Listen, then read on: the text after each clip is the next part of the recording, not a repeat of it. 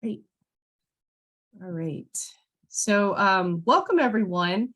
We're so glad to have you join us as we're getting really close to the midterm elections. Um, this is an exciting and important election, as really all of them are. And so we're glad to have you here to get some excitement up in the air about exercising our right to vote, but also learn some information about arts advocacy. I'm Jessica Holland. I'm the Director of Organization and Community Initiatives. Joining me here today from South Arts is Karonda Baker, who is the Assistant Director of Programs. And then I'm going to hand it over to Joy Young, who's our Vice President of Programs, to do the next round of introductions and also welcome you to South Arts. Thank you so much. Again, welcome on behalf of our Board of Directors and our President and CEO, Susie Serkimer. You are in terrific hands today with our South Arts staff and our advocacy partners. Before I go any further, let me bring forward our Vice President of Strategy, Charles Santa, and then Charles, take it back to me and we'll keep this session moving. Great. Well, yeah, thanks, Joy. I don't have much to say besides thank you to our guest speakers. Really excited. Advocacy is a relatively new area for South Arts. And so we've been active in working with our statewide organizations, one of whom you'll hear from today, Nate from Arts North Carolina. And this is, again, just an exciting new area for us to get involved in. So we also are really appreciative not only for David Holland being here and speaking today, but also to learn from our peer organization, WESTAF, for all the work that they've done in advocacy for a number of years. So that's all I need to say for now. Thanks so much, and looking forward to listening and learning today. Thank you so much, Charles. So this work all sits within our mission of advancing Southern vitality through the arts. And as we work within our 9-state region and in partnership with our state arts agencies, this workshop is so incredibly important to ensure that each of you are advocating for the arts in our community. All of that wonderful talking and missed all of that. Let me just say, I hope each of you have a wonderful workshop as we do this work of advancing our mission, which is advancing Southern vitality through the arts. Have a great workshop. And again, thank you for joining us. Thank you so much, Joy, and thank you for all your support making this happen. And I'm going to turn it over in just a moment to Nate and David. And I wanted to give Charles a special acknowledgement for his work in advocacy on behalf of South Arts and really bringing to the Southeast, more opportunities for folks to convene around arts advocacy. And Charles really was a big help in making this particular workshop happen, because as with a lot of our programs, we like to get feedback from the field about what they would like to learn in terms of professional development. So Nate and David, I would love to turn it over to both of you. Please introduce yourselves, and I look forward to this workshop.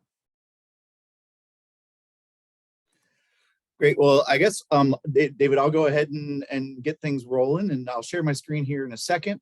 My name is Nate McGaha. I am the Executive Director of Arts North Carolina. We are the advocacy organization for the arts and arts education in the great state of North Carolina. And I'm really excited today to be joined by my colleague David Holland from WESTAF to talk about a wide range of issues, particularly as we head into the midterm election, but also talking about advocacy, voter engagement, candidate engagement, policy development, a whole host of things. So we've got a lot of ground to cover today. So I'm going to go ahead and dive in. You can see I've already decked out my my screen in voting and arts regalia, and I'm very excited because I went out and voted early this morning. So just in honor of this particular event. So so I'm going to dive on in here. Ooh. There we go. And so the first thing we want to talk a little bit about today is voter engagement and how we as arts organizations, and I'm going to specifically, I'm going to be talking about nonprofits and nonprofit arts organizations. And when I'm doing that, I'm really talking about 501c3 nonprofits, which many arts organizations are. And, you know, number one resource for an arts nonprofit is, you know, or any nonprofit that wants to engage in voter engagement or any kind of candidate or voter election engagement is Nonprofit Vote. I encourage everyone to check out that website. They're a really fantastic resource, and they are a nonprofit specifically guided towards this message. Now, a couple of years ago, they did a report on the 2020 election and found out that voters that were engaged by nonprofits had a 3% higher turnout than those voters that weren't engaged by nonprofits. And you might be saying to yourself, okay, so 3%, does that really make a difference? But if you think about the election nights that we've had over the last few years, you know that 3 percentage points can make a huge difference, especially when we dive into that and find out who is making up that 3% more that's voting. So of those voters that were engaged by nonprofits, 2.4 times more likely for voters of color, 1.6 more likely to be between the ages of 18 and 24, 2.1 times more likely to have an income less than $30,000. So nonprofits really have an ability to reach out to voters, and a trusted nonprofit that people already have a relationship with can really help them, bring them out. We just need to deliver that message. And we want to deliver that message to the people that we care about, which certainly is our constituents. But I think as a nonprofit, the first thing we need to do is talk to our staff and to really honor the fact that we live in a democracy. I think we all really take a lot of pride in that, or we certainly should. We don't want to take that for granted. Nonprofit Vote, along with some other national and regional partners, has launched an initiative this year called Nonprofit Staff Vote. And this is something that I really hope that everybody considers in the next few weeks, which is adopting employee policies that provides paid time off to all your nonprofit staff to vote. Or up to 1 full day off to volunteer as a nonpartisan poll worker and volunteer for the election board. They're always looking for volunteers. And make they have at this website, all of the links are live in these slides, which are available at the South Arts site. There's sample policies so that you can incorporate this into your own employee handbooks. And you can make an event of it, right? Like maybe you guys, particularly with early voting, you can all go to the same site, because a lot of early voting sites, as long as you live in the county, you can vote at an early voting site in that county. Make an event out of it, and everybody just kind of goes. You can vote together, and then maybe take a long lunch together. But really, just providing that PTO to vote is a way to say voting is important, and we really we want to make sure that you participate in that. What can 501c3s do and not do? Nonprofits can definitely encourage you to vote. You can encourage everyone to vote. You can educate voters on the process of voting. You can encourage voter registration. You can host or even hold voter registration drives. You can keep advocating for all of the things that you normally advocate for during those election campaigns. You can also engage candidates, and I'll talk a little bit more about this at the end of the session, and with forums or social events, questionnaires, and you can also get more actively engaged in ballot measures like referendums or bond issues. Now, the things that nonprofits cannot do: you cannot endorse a candidate. You cannot rank or grade a candidate. You cannot support a position that a candidate has stated. You cannot donate to a campaign. You cannot share your contact list with a candidate. You hear the word over and over and over again, candidate, candidate, candidate. The main thing is that as you engage with candidates, you have to treat them all the same. You cannot treat them differently at all when you enter into candidate engagement. And that is the most important thing. So we can talk about nonpartisan voting, and we can educate as much as we want, but we really have to be careful when we engage with candidates that we don't show any preference or give anybody any more attention or time than any other candidate.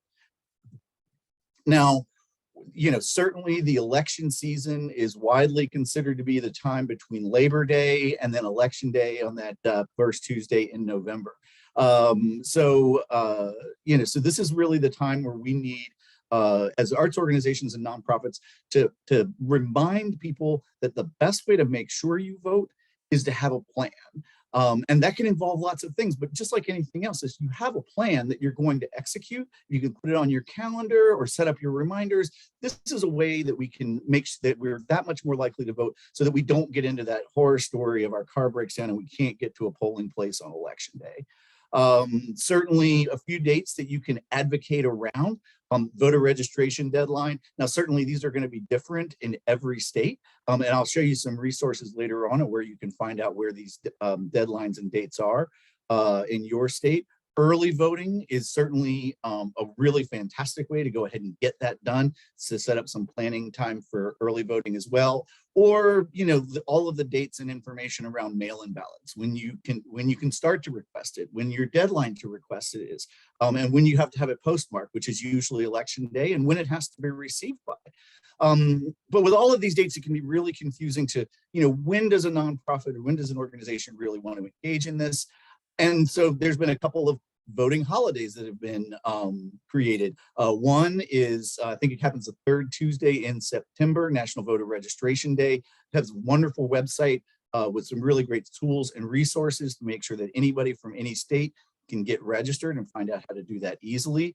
The other one is coming up a week from yesterday, or a week from today on October 28th, is Vote Early Day 2022, which is a really great time to remind everybody. Most everybody's early voting periods are happening for Vote Early Day. I actually went to this website and threw in my information, helped me find my nearest early voting site to my house, as well as helped me laid out a calendar. I picked a date, I picked a time. It was super easy. Sent me an email yesterday that said, Nate, make sure you remember to vote tomorrow like you planned. And I did. So some really great tools. But maybe you want to, as an arts organization, you want to do that, but you're like, is there something that's kind of have an art theme, an art brand? So it makes a little bit more sense that we're existing in this space.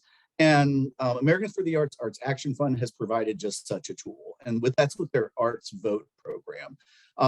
Really a wonderful amount of resources. They kind of have this 3-action program. Action 1, log on there, take the pledge. Again, this is really about encouraging people to make that voting plan, to say, I am going to vote, and making that commitment early. Action 2, download those voter fact sheets. And right there, they do a really fantastic job for every state in the union of laying out all of the laws, all of the deadlines, all of the processes that you can choose to go through in order to cast your ballot in 2022. All very up to date. Arts North Carolina, very glad to be a partner with them as well. You can see with the signs up behind me, and then really share it out, right? And to make sure that message is getting out. And they have a series of social media posts. You can see a few of them down there. You can actually load those, sort of plan them out on your social media calendar so that they drop at the appropriate time around election day, early voting, etc. So really kind of a one-stop shop for getting your nonprofit engaged in early voting. Hi there. Hey, Nate. Yep. So Yes. we have a question from our Facebook live stream, just going back to what you were saying about being nonpartisan for nonprofits. Mhm. The question is, a number of churches openly support political candidates publicly without consequence. Are they nonprofits, or are they just ignored?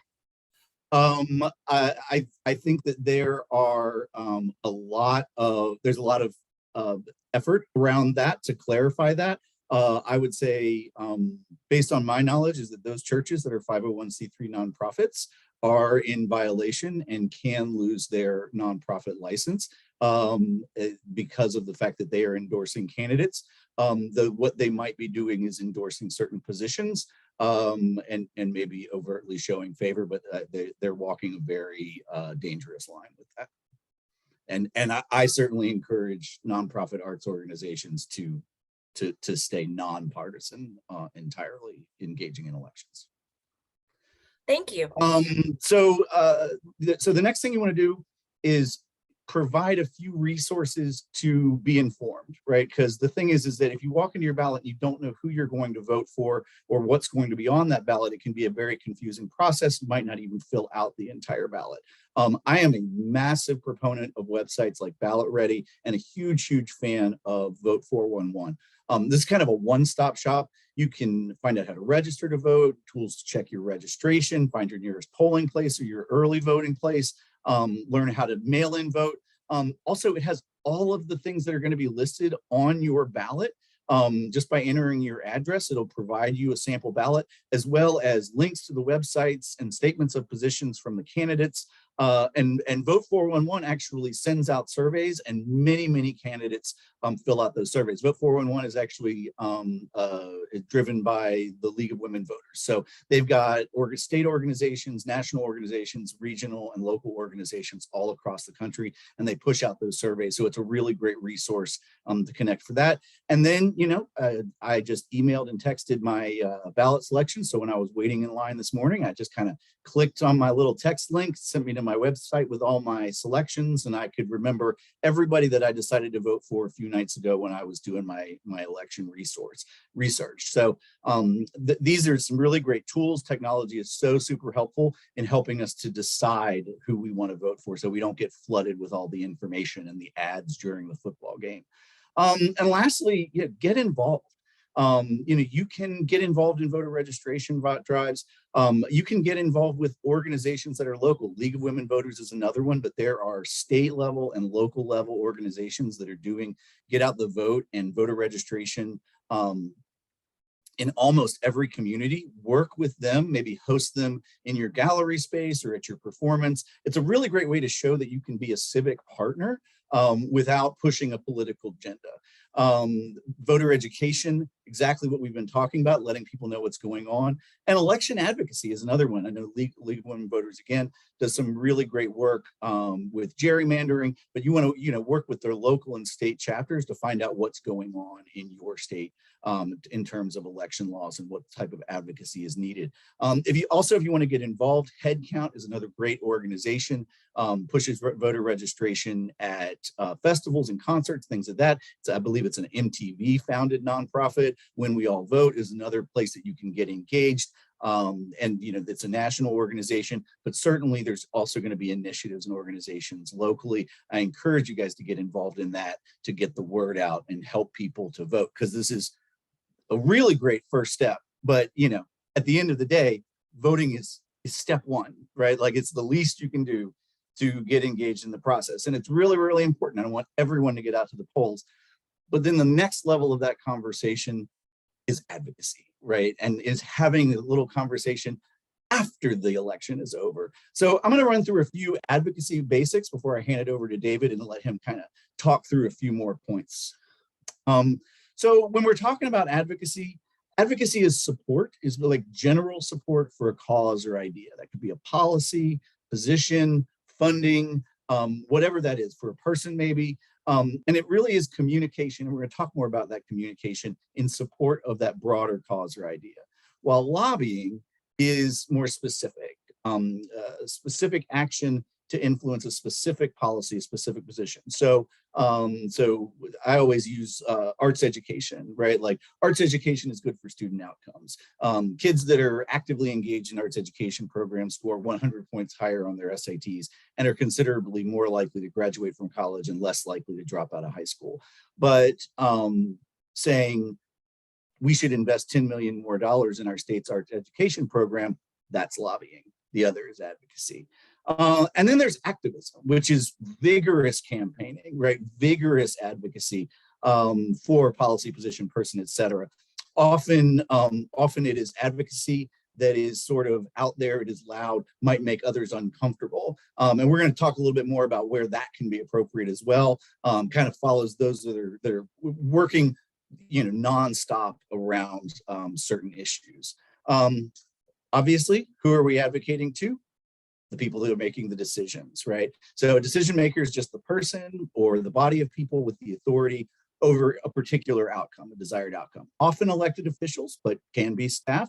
And I want to think, this isn't just about government. Advocacy can be about talking to your boss, talking to other organizations. Yes? Oh, okay. Communication, which is speaking. It's also listening, and it's considering other opinions. And allies, which are folks that that are advocates, maybe advocates with us who have similar goals, if not exactly the same goals, and that may be able to help us out by supporting our positions as advocates, and maybe coordinating our communication and action. So what does that really look like? Well, in the simplest scenario, is an advocate or advocates communicating directly with the decision maker, hoping to influence their decision and to make them understand that point of view. That is the most basic level of advocacy. But then there's the use of influencers as well. So who can influence an elected official? Donors, wives, leaders of their party. So if you have an in with an influencer and can get them to take that conversation to the decision maker, that might be an effective step as you come up with your advocacy plan around your issue. Also public opinion, and public opinion is really just a type of influence, right? Like you're going through the public, you're trying to change public opinion through communication in order to get that decision maker or that decision-making body to go your way. But of course, as you're out there in the advocacy sphere, you're probably not the only person. If we're advocating for arts funding, it doesn't mean that the rest of the world isn't advocating for other things. And budgets are a really good way to look at this. People who are competing with us, right? So there are competing advocates, and maybe we're all trying to get, budget allocations, and maybe there isn't enough money for all of us. So they're competing with us. So I like to think of that as a race, right? Like we're all sort of doing the same thing, and particularly I spent a lot of time in the Charlotte area, I like to connect that to NASCAR, right? And I connect it to NASCAR to say, yeah, we're all sort of moving in the same direction. We're all making our individual pitch to advocate for something, be it budget or something else. But in NASCAR, there are racing teams, right? And so you actually get points. So you don't necessarily have to win the race. Maybe your team can work together and get in the top 10, and that's a way that you all get points. And I point that out to say that maybe sometimes when you're competing advocates, there might be allies there, some message coordination and some people that can help you and you can help them, and you can find a way forward together. Now, also in this space, there are opposing advocates, and opposing advocates are folks that are completely opposed to whatever it is that you are trying to move forward. And that's where the conflict comes in. And generally, these are the sort of issues where you see activists getting really engaged, and you see a lot of the noise and a lot of the headlines where there are two very specific and engaged sides to an issue, and where we have opposing advocacy, a little bit more like a football game and a lot more physical in the communication. And then as we're looking at methodology, a few types of communications, three that I want to touch on. Messaging, this is one-way communication. So often the first step when you send an email maybe or a letter to an elected official or leave a message, a conversation, that's two-way communication, right? So sitting down with the decision maker and having that back and forth over the issue.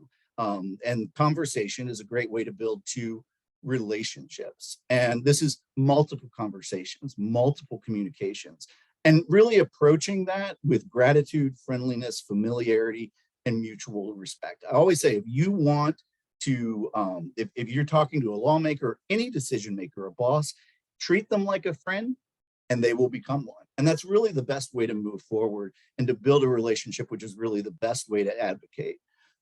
Influence, we talked a little bit about that. So that's kind of using all of that messaging, conversation, or relationships for people with influence, and using those influencers to affect decision-making. And then last, public awareness, which we talked a little bit about. And that's messaging to the public, to use the broader public to influence decision makers. Email lists, social media, certainly news media, radio, television, print, etc., holding events. This also moves into things like rallies and marches and parades. And once we get into protests, we're really starting to talk more activist and really raising that awareness. I do always advise a little bit of caution here, because as you move into the public sphere, you can make a lot of friends very quickly that way, but you can also make enemies quickly because you're really raising your issue, and you might find opposing advocates that you didn't have before. So always proceed with caution as you head into the public space. And so how are you going to help craft this message? What is going on in your state? I encourage everybody to go and find this slide. Check out the arts organization in your state. Actually, Mississippi is not on here, but I know that they've got the Mississippi Alliance for Arts Education is also doing that work in the arts education space. Please check these guys out to help coordinate message and sort of lead the advocacy in the direction you need for all the states across the Southeast.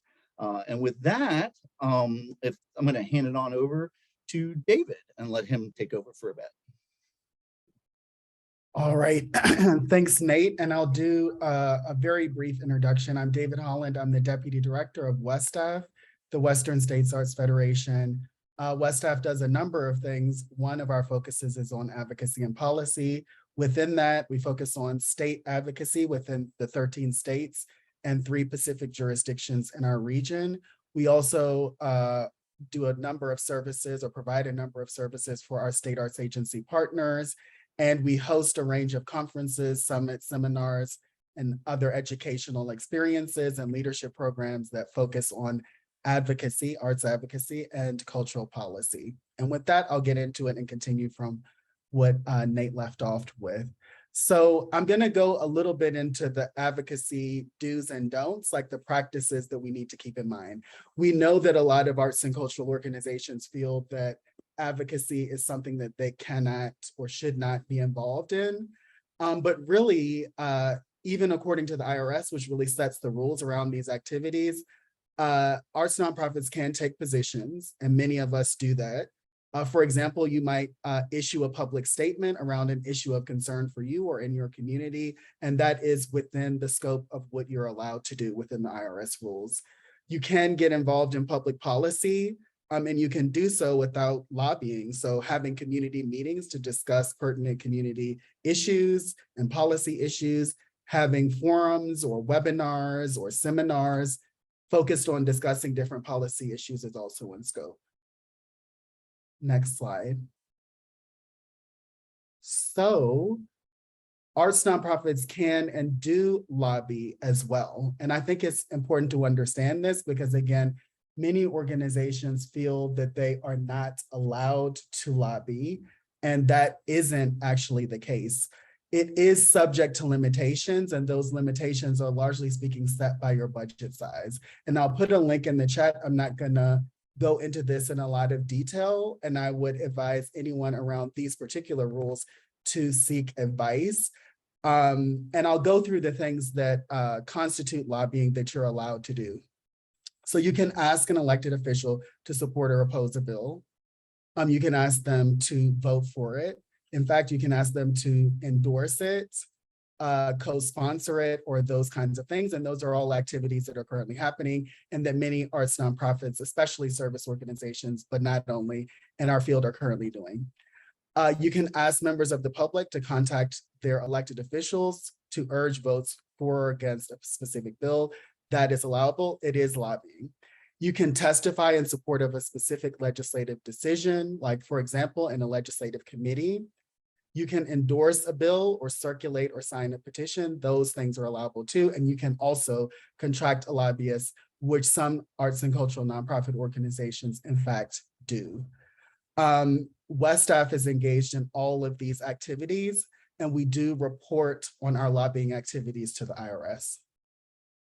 So just to say, all of those things are actually permissible. What you can't be involved in is electioneering, and Nate has mentioned this before, so I'm just going to reiterate these points. As a 501c3, and I'll start there, you cannot contribute to campaigns. You cannot support or oppose particular candidates. You cannot rate, rank, or endorse candidates. Now, some of you may have seen nonprofits engage in these kinds of activities. So I'm going to put something else in the chat. There are other nonprofit formations or types of organizations that are not 501c3. C4, C5, C6s, C7s are all additional categories. And indeed, there's more than that. Some arts advocacy groups have a 501c4, which can allow them to undertake some of these activities under the C4, which is effectively a separate organization and has a separate governance and is a different kind of organization altogether. And you need to be aware of the rules around 501c4s. The challenge for 501c4s is often the funding issues, because some funders will only support or only are allowed to support 501c4 organizations. And so 501c4s are often called civic leagues and social welfare organizations. Other organizations that can, nonprofit formulations that can do this type of work are chambers of commerce and business leagues, and social and recreation clubs like fraternities or country clubs. So those are all things for us to think about, but as 501c3s, we cannot undertake these activities and must be careful around this. So the things to consider really around advocacy as an organization, at least from my perspective and the perspective of WESTAF in terms of the work that we do and what we found, is one around risk management. So really, if you're going to significantly be involved in these activities, it's advisable to involve your board and to set organizational policies accordingly. Many organizations, even though they may be allowed to do various activities, will not do them because they're doing so to manage risk, which I would say is appropriate. For example, WESTAF has established a policy around how we endorse and support any type of legislation and around public statements that we make. And it has a process where for certain issues and topics and for certain types of endorsement or for certain types of statements, it has to at least go to the executive director, but most often to the board chair for review, and sometimes could be taken up by the full board for discussion. So we now have set a policy around these topics and issues because we're actively involved in this type of work.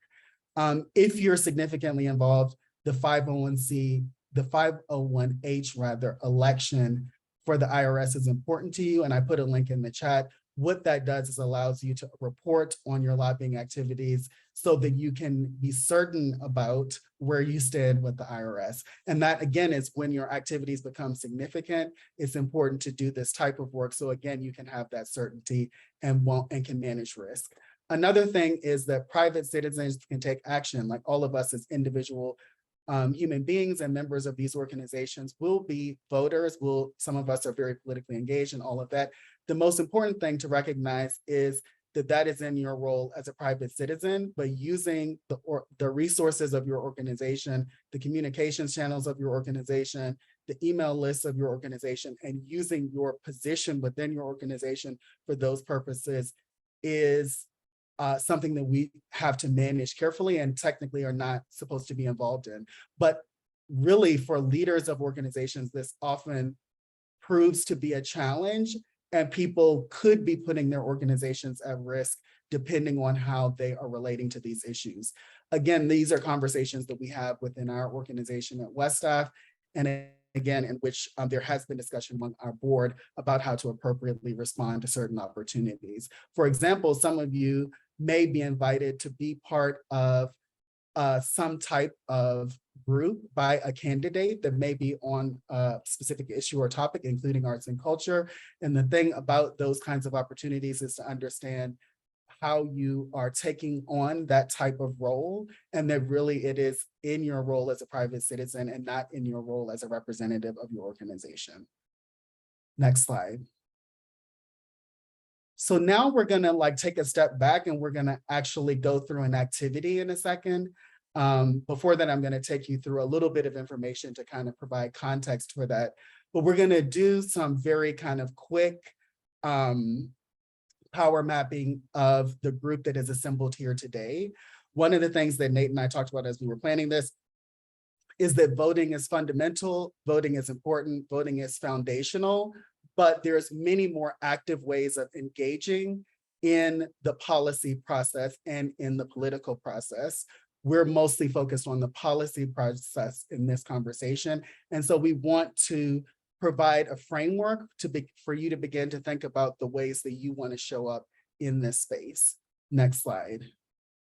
So I am not going to go into this in any detail. I'm just putting this up to remind you of what Nate shared before in terms of the ways that we can influence decision makers through our advocacy, leveraging influencers, leveraging public opinion, seeking allies, especially with other advocacy coalitions, and being aware of those who may oppose our perspective or point of view.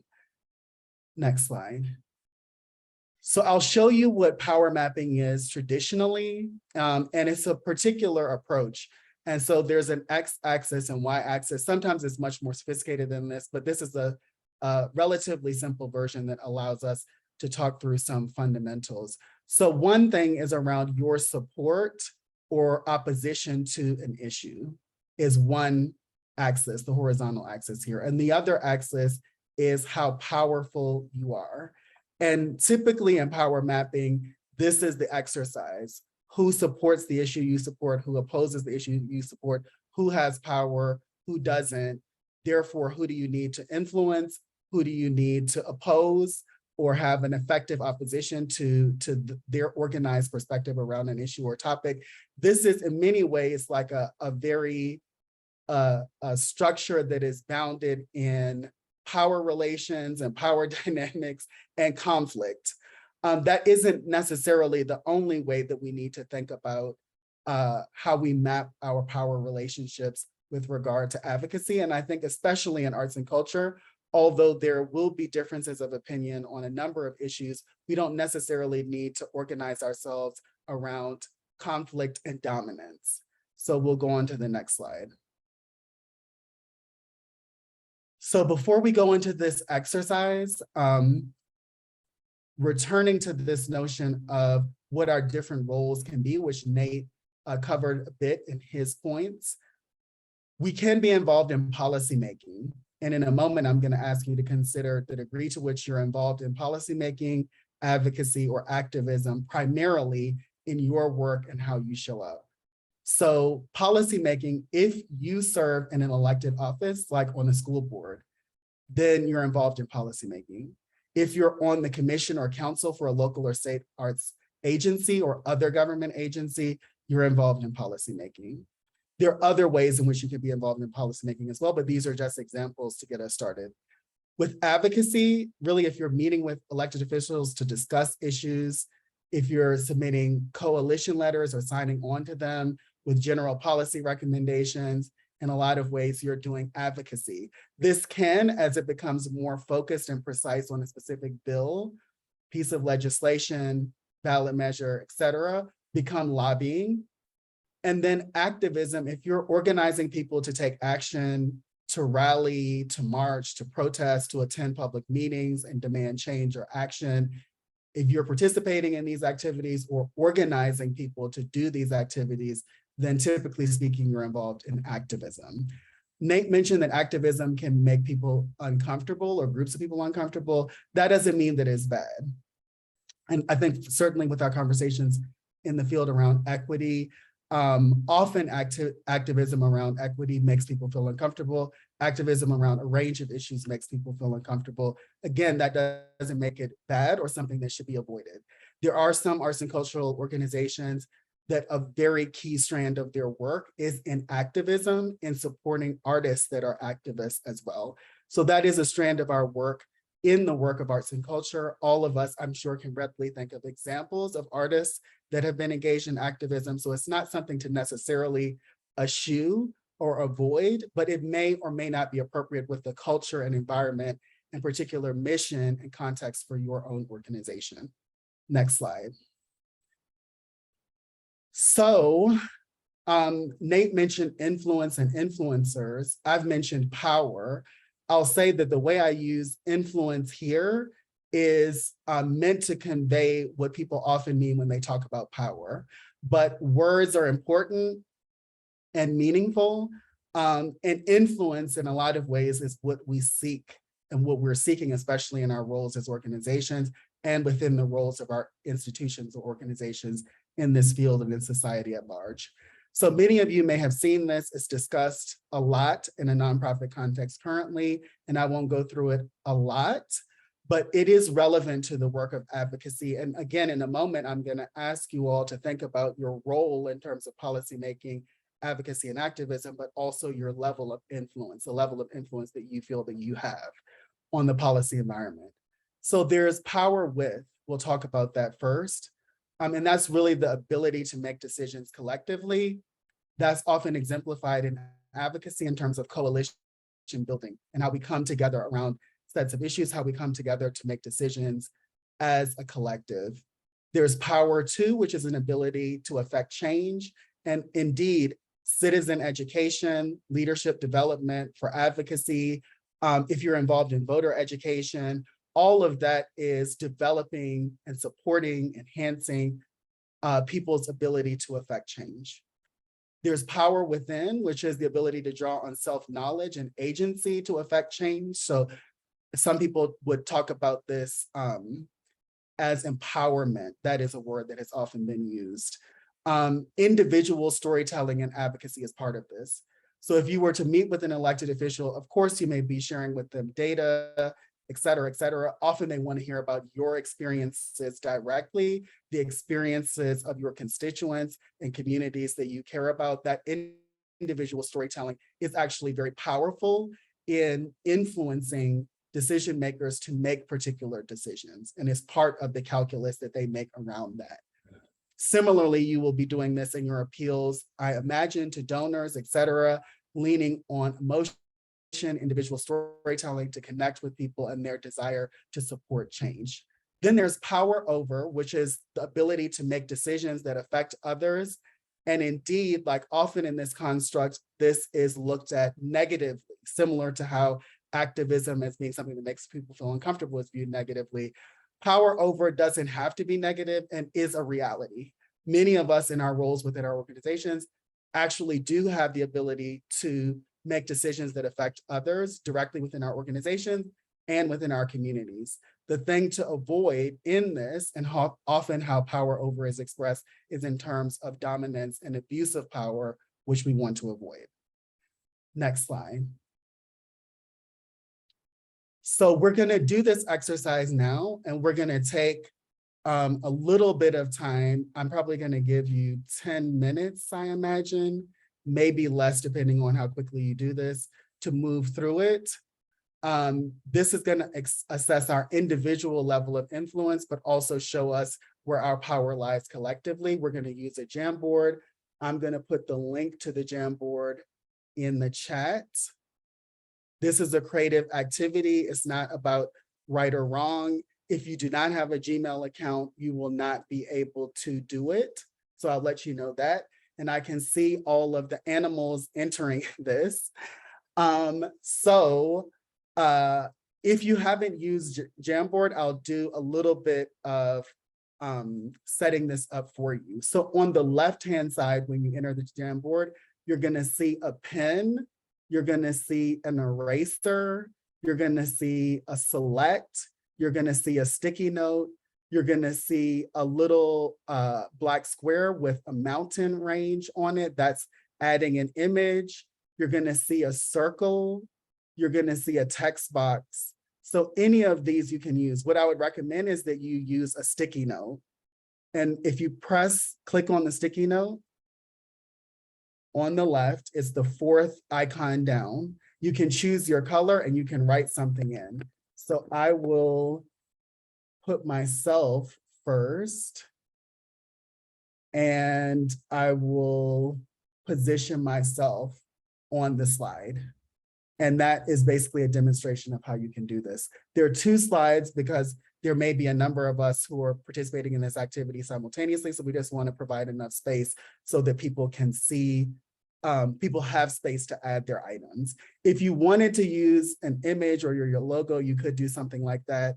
To do that, you click add image. You can upload an image. Like if you wanted to add your organization's logo or something of that nature, you can also search for images on Google using that image feature.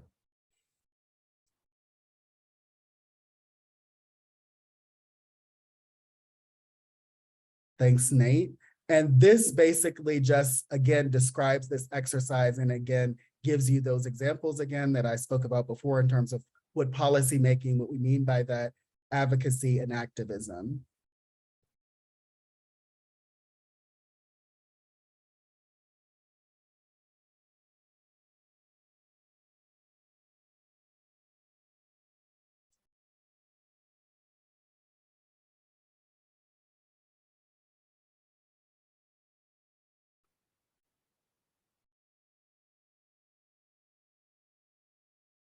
All right, can folks see the Jamboard?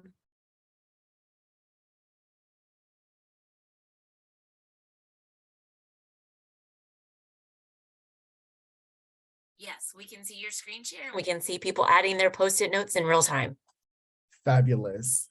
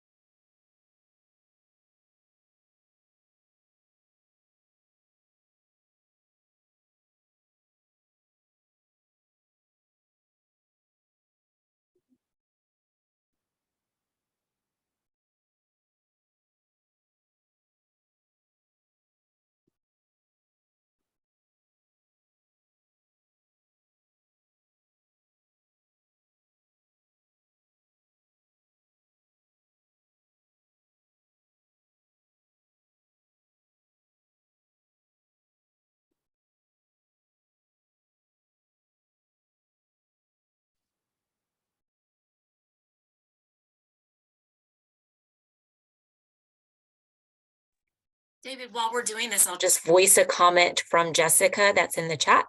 She says, this is interesting because this changes in relation to local, regional, or national. For example, I feel as though I have more influence at a local level. Mhm. And that makes sense. And what I say some people have done is to, you can definitely paint outside of the lines in an exercise like this, and we don't have a third axis which we could add. But what some people have done is extended their Post-it or added it as a text box and made it across an area rather than in one. So to explain what I mean, you might have David Holland written out and spanning policymaking to activism because you're really engaged in that full spectrum of work. You could have influence that ranges from low to high depending on the issue or depending on the context.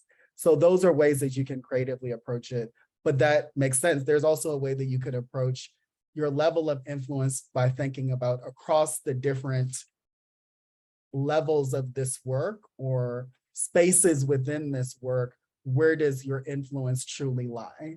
So for example, someone may have a significant amount of influence in national conversations, but not be at all involved in local work.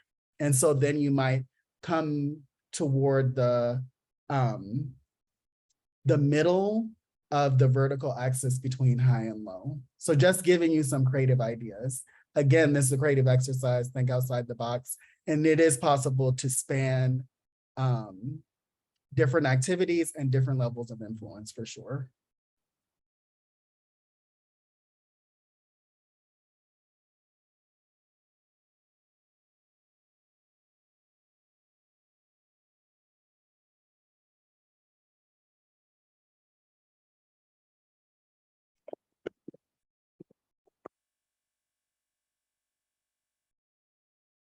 All right, so I'm just gonna remind myself of where we are in terms of our agenda, and I know that we need to move forward. So thank you all for participating in this exercise. Please continue to contribute your thoughts and ideas to it. And we're gonna continue on with some other content so we can be mindful of our time together. So we're going to move into policy issues because this is the next thing. And again, I'm going to go through this briefly, but all of this information is being shared with you as resources so that you can work with it and think about it yourself and think about how it applies to your work. The National Association of State Arts Agencies tracks legislation related to arts, culture, and the creative economy within the states and jurisdictions, and organizes it according to policy issues that are pertinent to the stakeholders of the National Assembly of State Arts Agencies. And these are some of those areas. This is one of the ways where there is a data set that allows us to look at, in some ways, cultural policy and arts policy issues objectively in terms of their relative importance. So you'll see that the greatest amount of legislation in the most current data we have is for cultural districts and the creative economy. And the next policy issue with the greatest amount of legislation, this is at the state level, was around the response to COVID, particularly recovery and relief funding. The next was public art and public space. And then the fourth was diversity, equity, and inclusion, which is a newer policy area that has been defined and that has been tracked over, I'd say, probably the last 5 years. And we've seen an expansion in the amount of legislation within this category. So again, this is to just show you what we mean when we're talking about arts policy issues, what that looks like on a national basis using a data set. So it's a way for us to look at this objectively. This doesn't necessarily mean that these are the most important, pertinent, or timely arts policy issues, but these are the ones in which there's the most active level of legislation, and in all likelihood, the most active level of lobbying in particular, but also advocacy and support of these types of legislation. Next slide. We looked at the South. Again, I don't have time to go through all of this in detail, but I think it's very intriguing. The legislative activity in the South represented 7% of the total amount of legislation related to arts, culture, and creative economy in the country. So that's something to think about, the amount, the level to which arts policy issues rise to the level of legislation. But the key areas here were creative economy, the structure and governance of the State Arts Agency, including the creation of new agencies that have a relationship with the State Arts Agency, COVID-19, again, the relief and recovery funding, diversity, equity, and inclusion, and arts education. So these were the policy areas in the South, arts policy areas in which there was legislation. Next slide. All right, so I'm going to hand back over to Nate. Thank you very much. Thank you very much, David. And really, some of the best descriptions of what you can and can't do, and activism and advocacy. And I loved it was like a fun little advocacy power mapping video game there. So thank you so much for that. I want to talk about something that I've really gotten excited about in the last few years, with some, driven by some really great partners here in North Carolina, and the work that they're doing. And that is candidate engagement. And, there's a saying that all politics is local. Truth is, all advocacy is local, and all arts advocacy is local. And engaging candidates, which is engaging elected officials, and many times when they're trying to, stay elected officials or become elected officials, is honestly can be one of the best ways to advocate for the arts, or really for any topic, particularly at the local level where all those decisions are getting made. At Arts North Carolina, we've developed a few tools. There we go. So the lots of different ways to engage with candidates. One is questionnaires and surveys, right? And so we've developed an arts candidate survey toolkit. So you could do this with the local arts council, or really any 501c3 nonprofit can engage in this activity, as we said earlier. Or you can partner with other organizations and have maybe just an arts question in a survey that they're already doing. I encourage you to check out the toolkit. We've kind of laid it out so you can approach it from a real step-by-step way. Surveys are actually pretty easy to get up. One of the things, and we're going to talk about, continue to talk about this, is building that coalition, finding those partners. How are you reaching out across your creative community, your arts community, your whatever that policy making you're doing? Who are your allies? Who are your partners in the advocacy work, and getting their input? Because the broader the base of input, the broader the base of support you're going to have for the work that you're doing in advocacy. These questionnaires, they don't need to be too long, usually just 5 to 7 questions. They should be, should be able to do it on a one-pager. There are still candidates that would prefer to fill out a piece of paper, though setting up a SurveyMonkey or a Google form, I know many of us have done this sort of thing before, is really the best way to go. When you're doing surveys, give them an easy answer, right? Like yes or no, or, you know, like a scale of 1 to 5, from strongly agree, neutral, disagree, strongly disagree. You know, let them, give them a nice multiple choice issue answer, and then give space for comment. So that's a really, so that they can decide how much to engage. And when you're building these questions out, and this is going to go when we're talking about forums and as well, go with the educate and ask model, right? Provide some background, provide the context, would be that economic impact data, demographics of the people that you're reaching with your arts programs. Give them the information that they need to answer that question, and then ask the question. Give them a few softball warm-ups. You know, how did you engage with the arts as a child? When was the last time you engaged in an arts activity locally? Dive into questions that are about the arts issues. But it's always really important to do a cross-sector question as well. Something that is not necessarily specifically to arts, but that affects arts. Like say, you know, many artists need affordable housing, many artists need healthcare, many artists need childcare. You know, ask them to explain how they might view things that are going on in your local community. So that cross sector question kind of gives you the ability to make the survey feel a little more open and a little less, and to protect you legally from some nonpartisanship issues. When you're using the survey candidate, and I said this before, treat them all the same, right? Like, so if you are sending out reminders for folks to fill out the survey, send all the candidates the same email that haven't filled out the survey, or call them all on the phone, or whatever you do, you have to treat all of them exactly the same, because you don't want to show preference as a nonprofit. You can do these before the primary or the general, though I really encourage you to do this before the primary. Certainly when folks are vying for positions and at those primary races, it's a much broader field. They're more likely to answer these surveys and questionnaires because they're really looking for attention, and that can go with events as well. And we'll talk about that in a second. And this is something that those in North Carolina that have heard me talk before say 1,000 times: have that attitude of gratitude. Be grateful for them in your messaging at the beginning. Be grateful to them in the messaging end.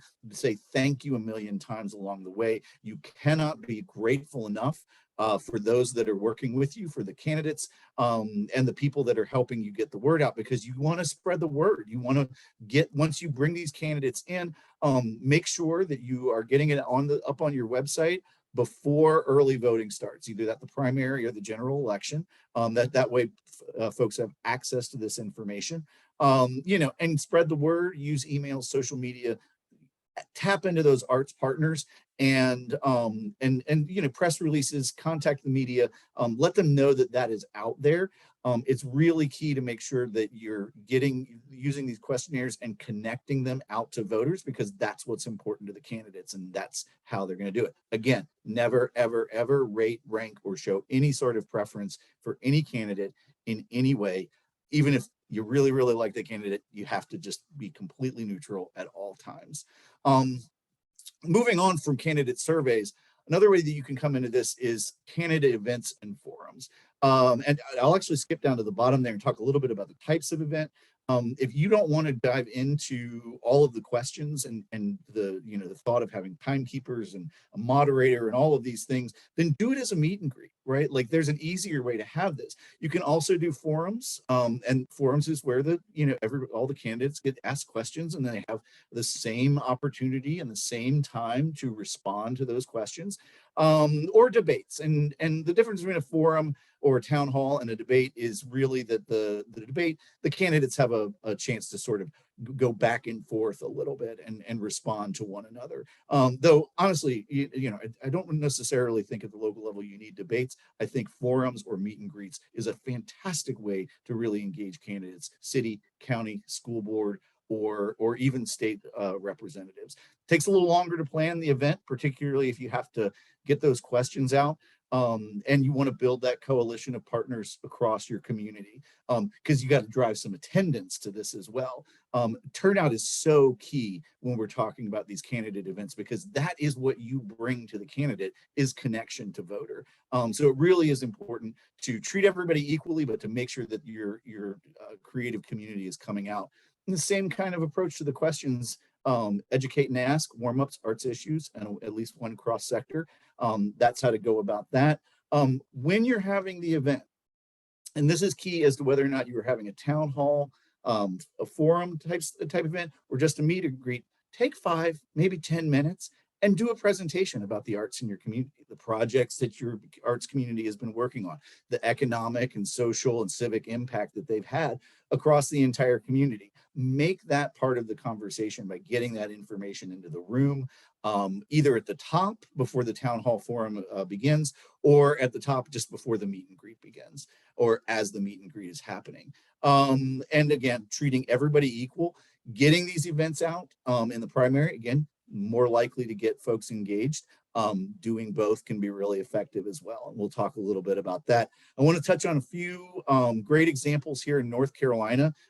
Can't wait to see more examples pop up across the whole Southeast, because I really think that this is a huge way for us to move the arts agenda at the local level forward. Raleigh, back in 2019, actually thanks to Charles Fanoff, who was at Raleigh Little Theater at the time, and now at South Arts, got together with a bunch of arts leaders. I think it was a coalition of maybe 5, 6, 7 organizations, and held a meet and greet for city council and mayoral candidates for that 2019 election. Held it on a first Friday, so it was an event where there was already lots of galleries, and art space, which was where it was held, was open downtown. Artists were all around. There was the whole community was lively. About 50 folks from the community showed up. 10 candidates, I think 2 or 3 for mayor, the rest for city council, which was the vast majority of the candidates in that election. And it just gave an opportunity for all those candidates to stand up there and introduce themselves, maybe talk about their personal experience with the arts for a minute or two. And then there was wine and cheese. And the one thing that we know as nonprofit arts organizations is that we can roll out some wine and cheese and have an event. We do it all the time. So this is a really great way to just engage in this way. That city, that same cohort got engaged and did in 2020 did county commission with an online forum as well, partnering with another local group as well, and really kind of helped set the stage, right? So all of these folks that came to the event had this relationship with city officials in Raleigh going into the pandemic, and really helped to showcase the arts, and they understood what was happening because they had been there and had that conversation. Another great example.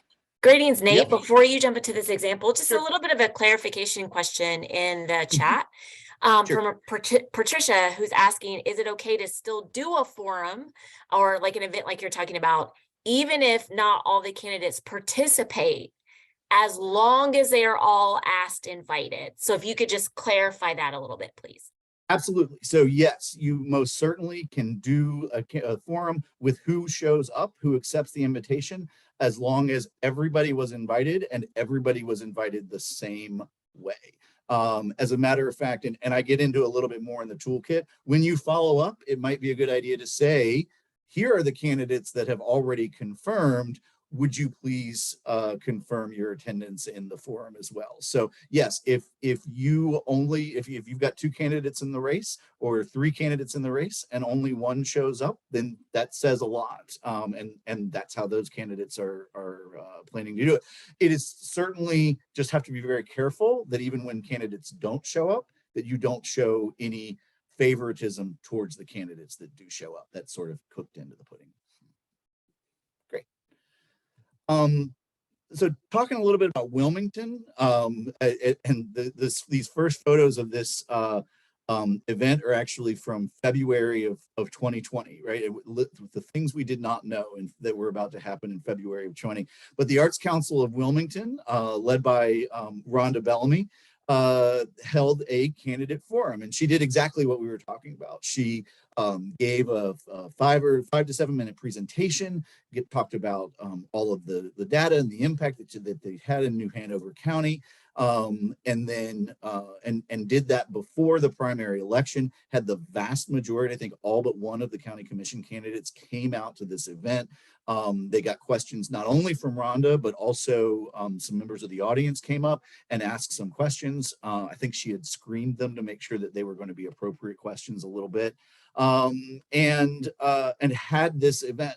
Then before the primary for county commission. Then later that year, and this was always the plan, but certainly with COVID happening that year, it sort of kind of raised the stakes, brought the county commissioners that were still in the race for the general election back to have a conversation as well, but then also, and did that online, which you can see at the bottom slide there, but then also gave the second hour of that forum to state candidates, so that she could have 2 different candidate forums sort of in one evening.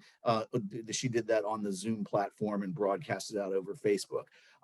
I will say, and so, you know, the question is always, well, yeah, Nate, does this work? And it was like, well, of course, there's no guarantees about anything. But for Wilmington, after that first, remember in the primary, a lot of the people that you're having this conversation with are incumbents that are still in office. Those incumbents went back after this event and increased the budget for the Wilmington, New Hanover County Arts Council by 350% of what they were investing into that organization and into the arts. Also built a strong foundation for relationships, and they also invested tens of thousands of dollars of COVID and ARPA money to help the art sector survive in Wilmington, North Carolina. So there are results. This has been a really effective way to build relationships, certainly in Raleigh and Wilmington.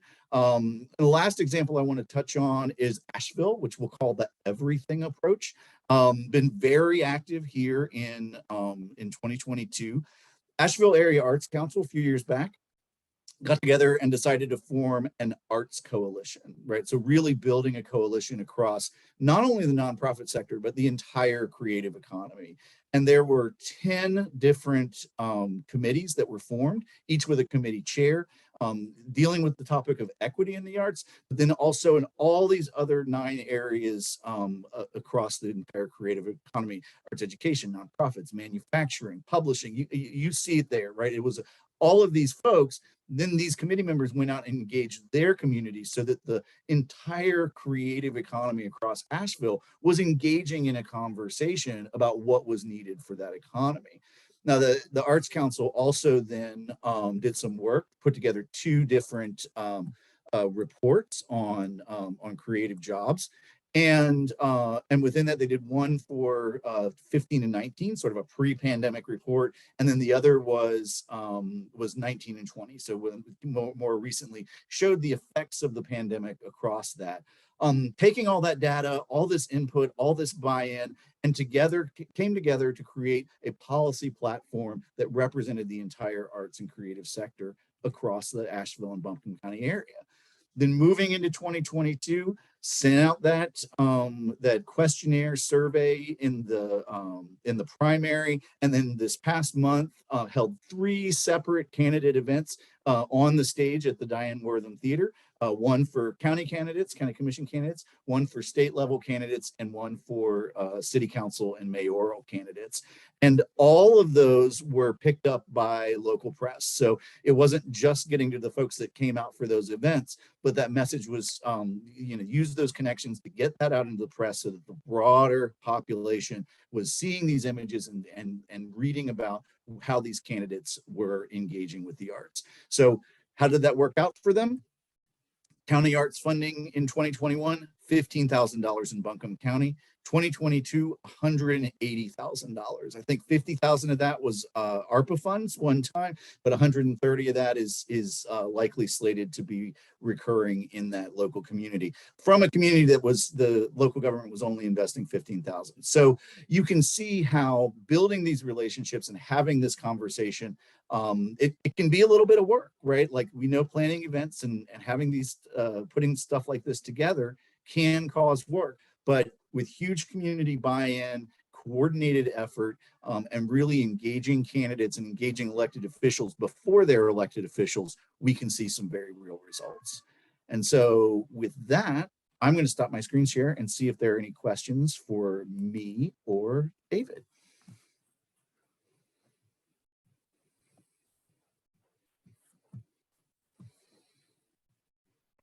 And greetings, everyone. You're welcome to unmute or come on camera and ask either of our great speakers questions directly.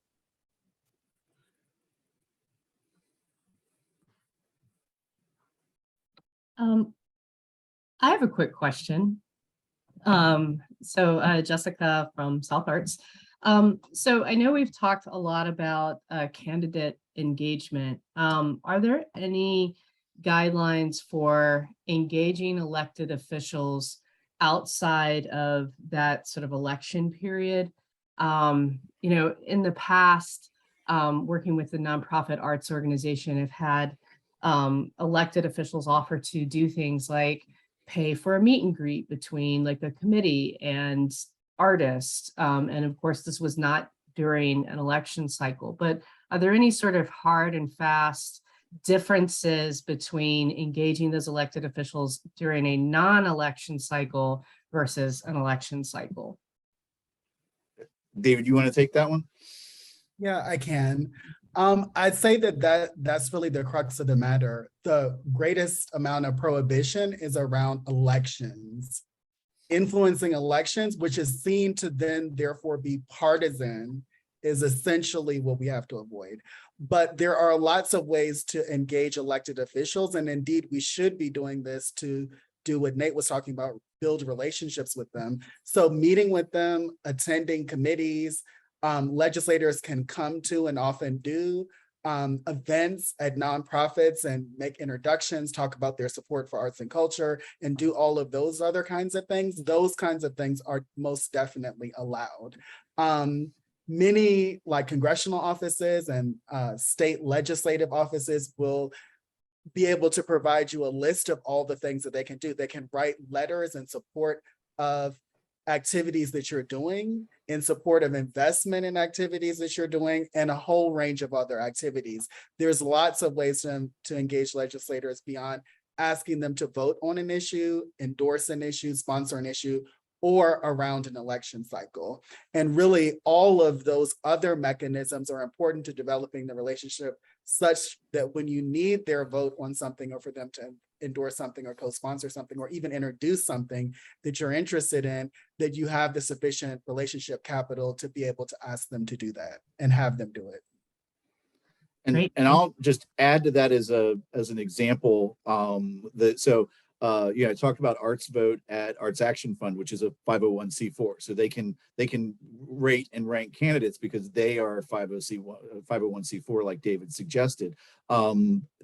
So as a 501c3, Arts North Carolina right now is spreading out Arts Vote. They also do a congressional report card where they do check off boxes and give thumbs up and thumbs down, and sometimes, depending on the session, letter grades to candidates. I shouldn't probably even have said that, but I don't promote that is out there until after the election. But November 12th, I can send that out because the election is passed. So all of those folks that might be on those lists that are incumbents by me spreading that information, I am no longer affecting the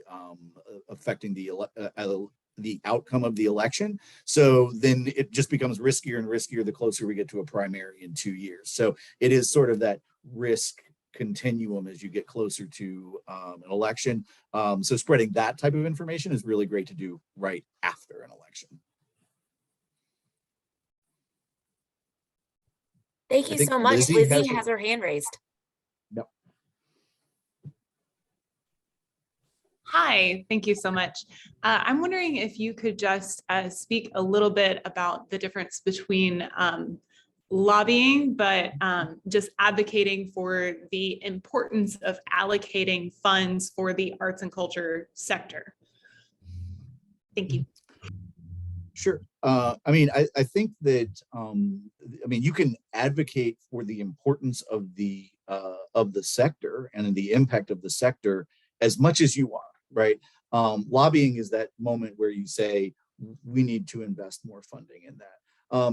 And I have to say, if you are an arts organization that is doing something like a ballet company or an opera company, and you are taking a handful of days or even maybe as much as a week, you're still nowhere near the IRS thresholds if you're asking for those funds. So those IRS, it's like, I think it's, I mean, those of us that like Arts and C, that obviously is spending more funds on lobbying for our budget size is like around 20% of our budget, but most people are not spending 20% of their time if you're working in the arts advocating, even if you're doing it in what feels like a very engaged way. So there's a lot of bandwidth there within the nonprofit sector for folks to engage with that lobbying, or even to engage a lobbyist if that's where you see fit.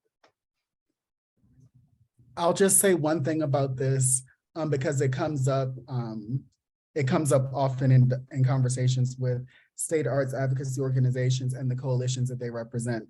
There's times that there's like a specific appropriations request, and that may be attached to legislation. That's definitely lobbying.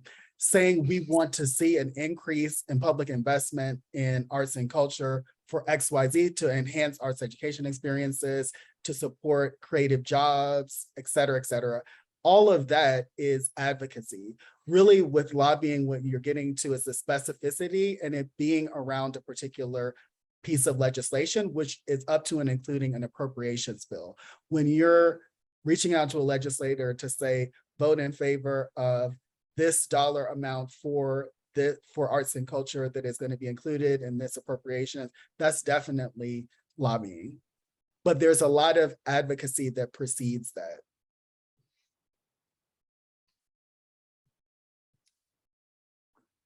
And I would say that please, certainly I hope everyone on this call and everyone that you know on this call is going to go out and vote. And I'm a sad case, I swear. I did not vote until I was 30 years old. And now I'm like, think of all the elections I missed. It didn't even occur to me to get off my butt and go vote until, you know, the guy I didn't like won. But like, don't be me. For the love of God, don't be me, go vote.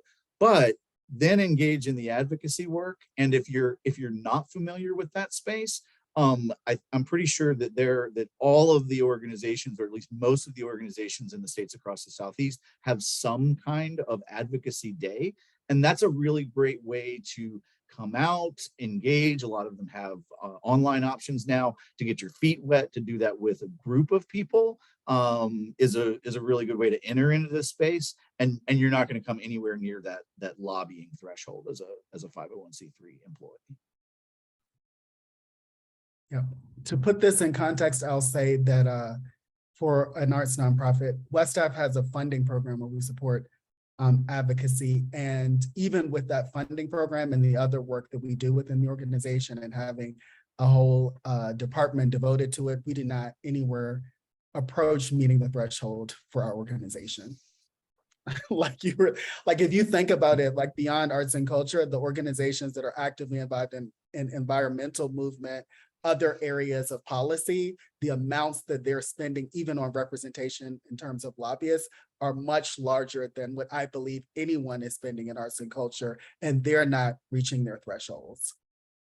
So the important thing to understand about this, the IRS rules are not actually designed to prevent us from doing any of this. And I think that in many ways, we are much more cautious than what the law allows. That's not necessarily a bad thing. I think caution can be important, but I think that there's a way that we could think about whether we're playing it safe, which is something that I put in my comments about how we might reflect on the exercise that we did. That's one of the questions that we might consider. There was a question that I received a direct message about that's asking about examples of the biggest wins for the arts outside of the funding that is flowing due to the pandemic crises. Can you describe the strategies used to accomplish that win? So I can talk a little bit about it, and I imagine, Nate, you'll have examples that you can share as well. One within the WESTAF region in Colorado was something called the Community Revitalization Grant Program, CRG, which was in the first instance a $65 million investment, and then an additional $20 million was allocated in the most recent legislative session in Colorado. And that program basically invests in creative space projects, essentially across the state of Colorado, with those being concentrated in rural and remote communities, in low-income communities, in majority BIPOC communities, et cetera. All of those it involves like the development or enhancement of cultural facilities, but many of them incorporated housing. Some of them incorporated access to nutritional food and healthy food, and a range of other types of enhancements for communities. So a lot of these were multi-use projects within communities across the state. So that's an example. And that wasn't relief and recovery, that was an investment in communities and their economic and community and cultural development. So that's a major win, and essentially an $85 million new program. To put that in context, the State Arts Agency budget in Colorado, if I'm not mistaken, was below $4 million prior to that type of investment. So that's a dramatic increase in scale. That is not related only to relief and recovery. There have been investments in California in their Creative Districts program, which had been an unfunded mandate. There was a multi-tens of millions of dollars investment in that program for the first time. That's another example of these kinds of investments and enhancements. There was a Creative Core program in California. There was another example of those investments. To talk about strategies, I'll do this very briefly. One is building effective coalitions, having clarity on the ask of the legislature. And in some cases, like in Colorado, I'd say that CRG program became the focus of legislative engagement outside of the relief and recovery funding, the focus. In California, they took a different approach, and that was to collect all the asks from all the interest groups within our sector and add them together and come up with a comprehensive ask. So I think that in the end, that was like $1 billion. It may even have been more than that. But then it outlined for that $1 billion, their investments in all of these things. But it took the establishment of a coalition and very clear ask and commitment to a unified and clear ask of the legislatures in those states to achieve those kinds of results. And in California, they did not get 1 billion, but I believe it was 600 million was actually allocated across those asks. Yeah, no, there's a lot going on in California. And so example more locally, the Arts High School graduation requirement in North Carolina. This was an effort that was started way back in like 2009. With some legislation and a task force that was formed by the state legislature. And one of the first things that they decided they would go after once this task force came out was a high school graduation requirement. Figured it would take 1 or 2 years. 10 years later, it still wasn't law. Lots of unexpected roadblocks in that.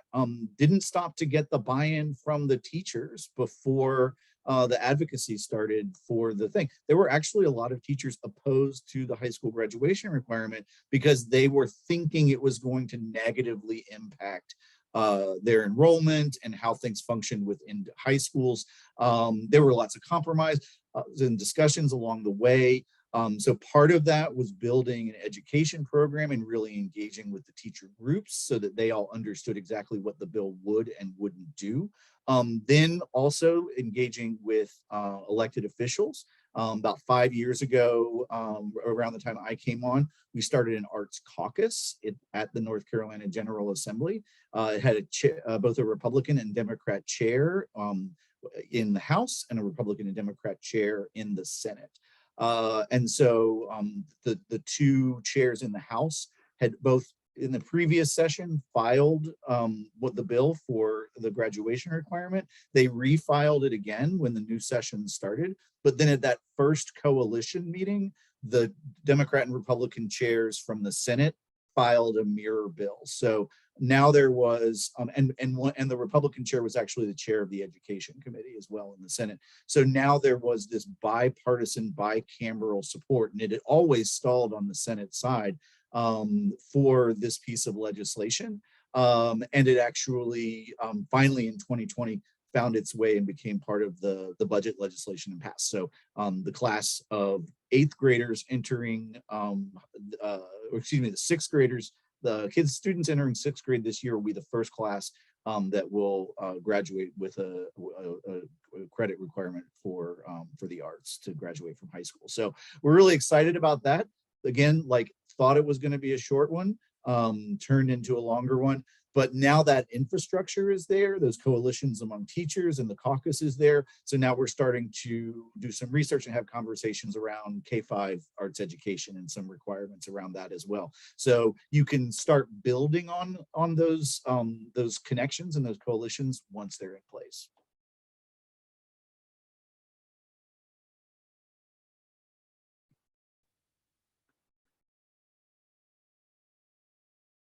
To answer Jessica's question or thought about other than funding influencing Southeastern as coalition, I think arts education is certainly something that we could address as a coalition. It is it heightens the awareness of impact. I think a lot of people's most direct experiences were when they were in school. So it's easier for them to think sympathetically about kids that might not be having those experiences and access to that. So arts education is something, and I think probably could use some policy development in a lot of states across the Southeast.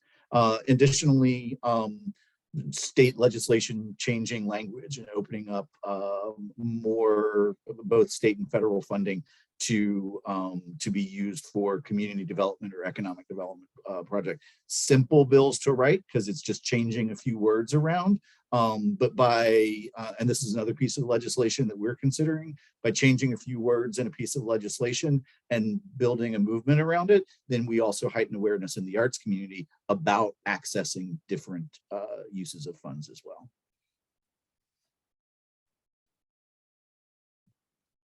We're almost at time. The only thing that I'd add, and this is more general, is that in general, at all levels, arts advocacy traditionally had focused on increased funding as our primary advocacy ask.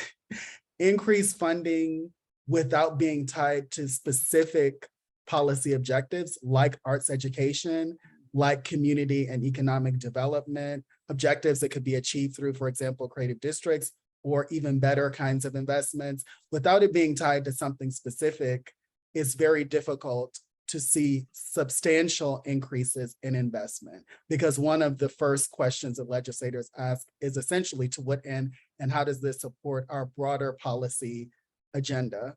And so we have to do a much better job of thinking about that and being more precise. I'd say in those examples that I gave before that were successful, that was part of what was successful about them.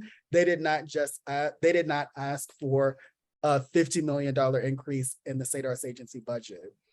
They asked for investments in specific types of activities that advance statewide policy priorities. And quick to Mary Beth in the chat, yes, Shepard Fairey is the artist that created the arts vote logo for the Arts Action Fund for that. And you do get access, if you sign that pledge, you do get access to some images and things that you can download with that artwork for your own usage. So Shepard Fairey, obviously, very famous graphic artist that was involved in the Obama campaign as well. But that was political. This is election engagement.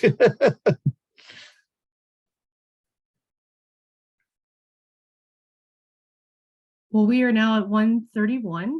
I want to thank both of our guests for an incredible presentation. It was very informative, and definitely I'm excited about voting and excited about how to continue to engage in civic activities. So thank you very much, both of you, David, Nate, for being here. Once you leave this presentation, for all of you attending, there'll be a survey that pops up. Within that survey is a link to go and pledge to vote. Please pledge to vote. It's a very simple questionnaire. We're not asking for a lot of information, but once you sign up to pledge to vote, then I will be sending out more information about how to find your polling place. Some of the links that David and Nate had mentioned during their presentation will also be sent to you. And then we're going to do a follow-up after the election to see who voted. And so let's get out there together and vote and exercise our right and have our voices heard. Again, I want to thank David and Nate for joining us. This was a great presentation. I can tell there was a lot of thought and intention in it. Thank you to the South Arts staff who are supporting this particular workshop today. Ivan Shustak and Karonda Baker, thank you so much for your assistance. And Joy Young, who's the VP of Programs, and Charles Fanoff, who is our VP of Strategy. All of you are incredible people, as well as our attendees. So thank you so much. Happy Friday and happy voting. Thanks so much. Thank you, David. Thank you, Nate, and thanks everyone. Bye, everyone.